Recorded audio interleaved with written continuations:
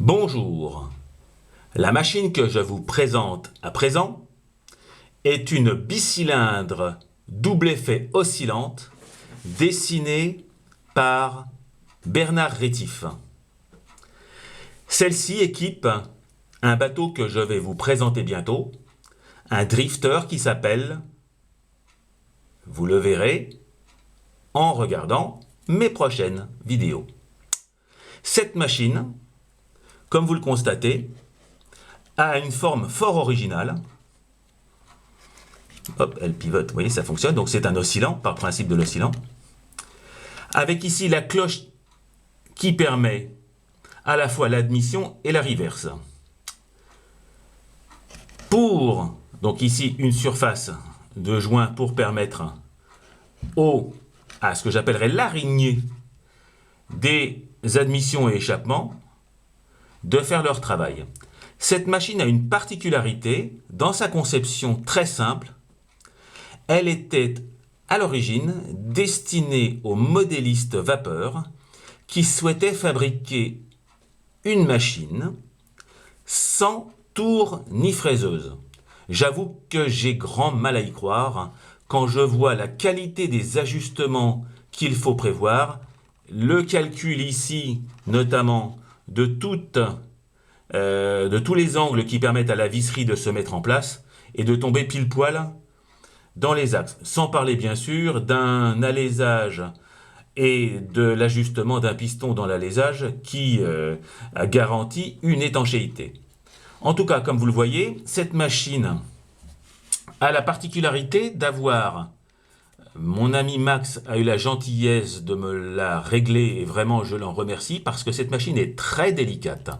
En effet, pour fonctionner, il y a à l'intérieur de cette petite boîte un jeu de lumière entre la pièce mobile ici de l'admission et la partie fixe de la machine qui demande un alignement absolument parfait, faute de quoi la machine ne fonctionne pas.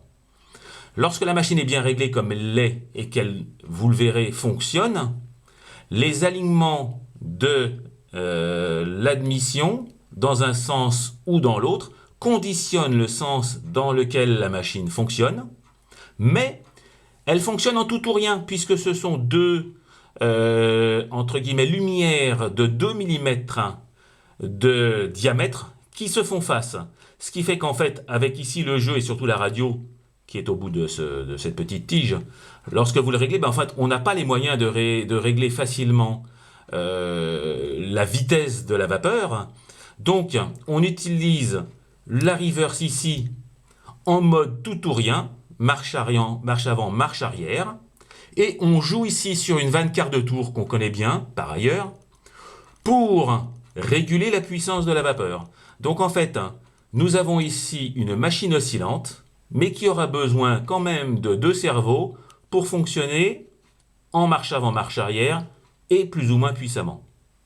Donc c'est une très très belle machine, j'ai la chance d'en avoir quelques-unes, et il se trouve que celle-ci étant démontée, je peux vous la montrer de près. Alors, vous avez bien sûr ici les ressorts de pression. Je devrais régler peut-être ces ressorts de pression, puisque la grande difficulté... Alors, vous avez aussi ici sur cette machine des petites plaques de téflon en 0,3 pour assurer l'étanchéité des glaces. La glace est la partie qui frotte entre le bâti et le cylindre.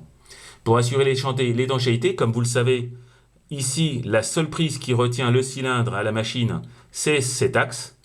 Si je serre trop fort, j'écrase le cylindre contre le bâti et le moteur ralentit. Et si je le laisse trop lâche, la vapeur repousse le cylindre et au lieu de travailler, la machine fuit. Donc c'est une alchimie et un réglage à trouver très très fin. Encore une fois, je vous laisse admirer la qualité et la, entre guillemets, sophistication du plan et du montage associé, parce que tous ces tuyaux sont brasés, et à mon avis, on a bien dû rigoler pour garantir que les brasages mis à un endroit ne débrasent pas le travail fait juste précédemment. Je sais que cette machine fonctionne puisque je l'ai vu fonctionner, donc j'ai aucun état d'âme et je sais que tout va bien. Donc, j'ai plus qu'à le poser dans la machine, enfin poser la machine dans le bateau et faire les réglages qui vont bien pour que tout fonctionne. Donc, vous voyez le principe de l'oscillant, je le tourne. Voilà, hop. Il est monté sur roulement, mais voilà, avec mes gros doigts et les petites pièces, voilà, il oscille. Voilà. Il a un alésage de 10 mm pour une course de 18, ce qui lui donne une cylindrée de un peu plus de 5,6 cm3. Et comme cette machine est destinée à un bateau qui pèse plus de 15 kg, on va voir ce que ça donne. Voilà, j'espère que cette machine Bernard Rétif vous a séduit comme elle m'a séduit moi, et que vous aurez envie de la construire parce qu'on trouve relativement facilement son plan. Voilà, au revoir les amis.